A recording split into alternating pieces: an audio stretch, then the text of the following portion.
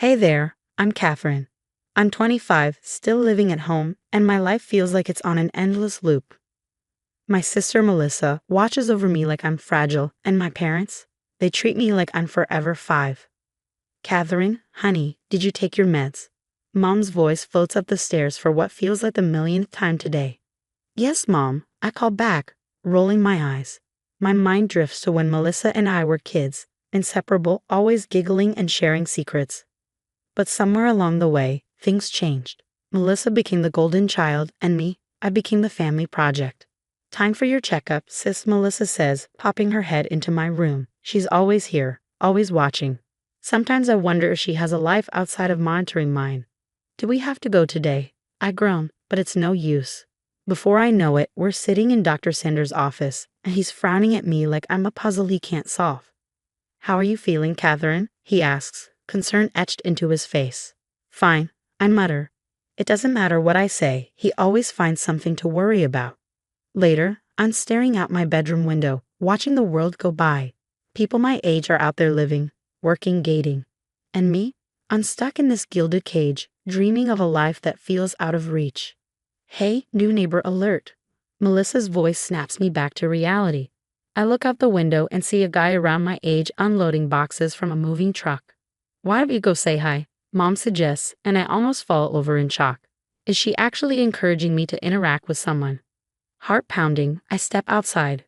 The guy looks up and flashes a friendly smile. Hi there, I'm Alex. Just moved in.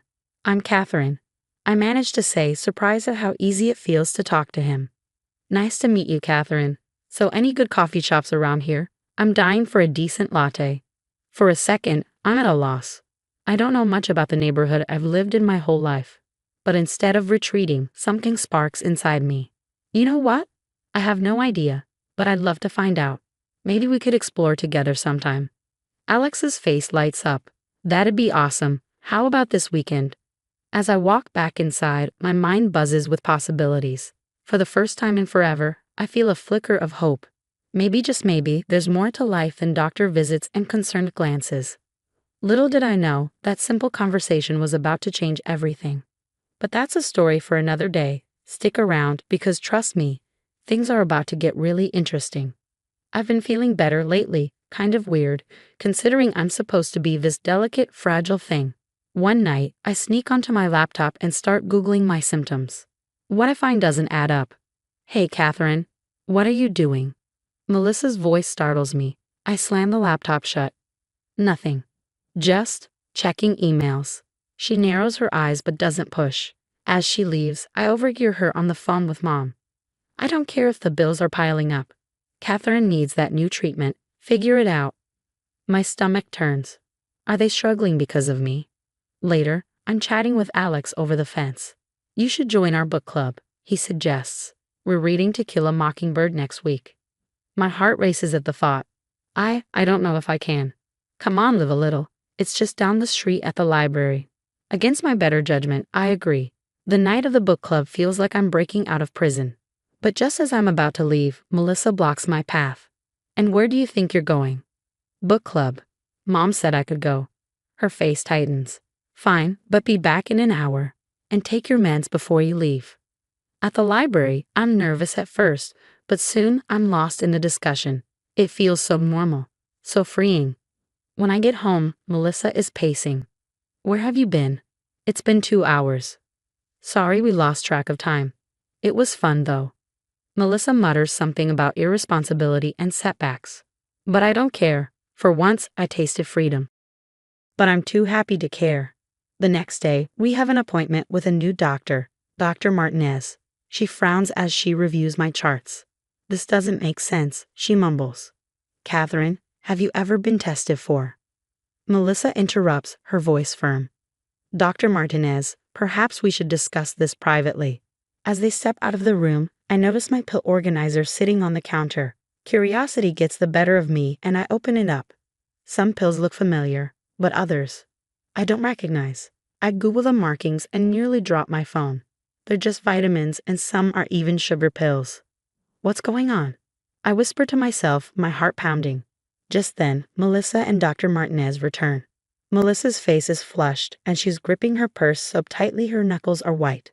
"We won't be coming back here," Melissa announces, her voice sharp. "Dr. Martinez clearly isn't familiar enough with your case."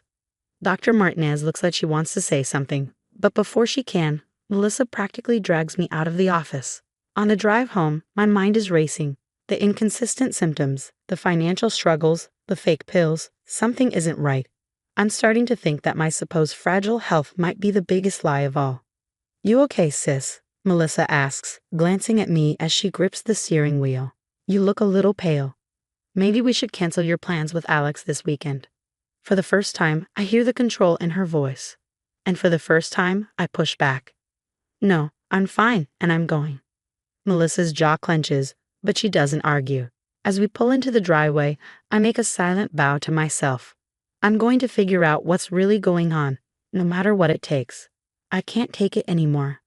I have to tell someone. Later, Alex and I are at the park, and the words tumble out before I can stop them. "I think my sister's been lying about my health for years." Alex's eyes widen. "That's heavy. What makes you think that?" I spill everything. The fake pills, the inconsistent symptoms, Dr. Martinez's confusion. Alex listens, then says, "Let's dig deeper. My cousin's great with computers. Maybe he can help us look into Dr. Sanders." A week later, Alex shows me what they found. Dr. Sanders isn't just a family doctor, Alex says grimly. He was Melissa's professor in med school. My blood runs cold. That can't be a coincidence. "There's more," Alex continues. "He lost his license to practice as a GP years ago. He shouldn't be treating you at all." That night, I pretend to be asleep when I hear Melissa on the phone. "Dr. Sanders, we have a problem. That new doctor was asking too many questions." "No, I handled it, but we need to be careful." "Yes, I'll make sure Catherine stays isolated. We can't risk her finding out." My hands shake as I stop the recording. It's all true, my own sister. The next day, I sneak into Melissa's room and find a hidden folder, bank statements, forged prescriptions, and worst of all, a journal detailing her plans to keep me dependent. "Oh my God," I whisper, the full extent of her betrayal sinking in. I take photos of everything and rush to Dr. Martinez's office. "I knew something was off," she says, examining the evidence. "This is serious, Catherine. We need to report this." I'm scared, I admit. Melissa's all I've ever known. Dr. Martinez squeezes my hand. "You're stronger than you think, and you're not alone." Later, Alex introduces me to his sister, Rachel. "I'm a lawyer," she explains. "What Melissa's done is highly illegal. We can build a solid case, but you need to be prepared for the fallout." I nod, determination replacing fear. I'm ready. That evening, my parents return from their trip. My hands are sweating as I approach them. "Mom, Dad, we need to talk. It's about Melissa." Dad frowns. "What about her?" I take a deep breath. "She's been lying to us. About everything." I lay out the evidence, the recordings, the documents, Dr. Martinez's statement. Mom starts crying, and Dad's face turns ashen. "How could she do this?" Mom sobs. "I don't know," I say, my own tears falling. But it stops now. Just then, the front door opens. Melissa walks in, freezing when she sees us all gathered. "What's going on?" she asks, her eyes darting between us. Dad stands up, his voice shaking. "Melissa, we need to talk." As the truth spills out, I watch my sister's carefully constructed web of lies crumble. For the first time in my life, I feel truly free.